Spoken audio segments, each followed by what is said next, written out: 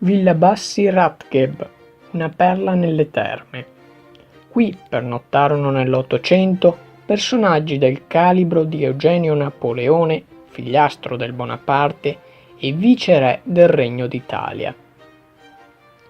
Ora questa struttura cinquecentesca, appartenuta alla famiglia nobiliare padovana dei Dondi dell'Orologio, sta per diventare il nuovo museo civico di Abano.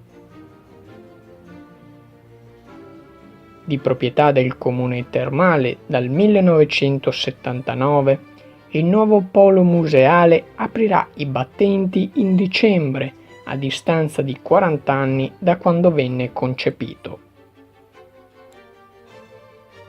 Al suo interno troveranno posto, oltre alle già presenti 420 opere della collezione Bassi Ratgeb, formata da dipinti, disegni, reperti archeologici e antico mobilio, anche le opere del Museo Internazionale della Maschera Amleto e Donato Sartori, che sarà trasferito qui dalla sua attuale collocazione presso Villa Trevisan Savioli.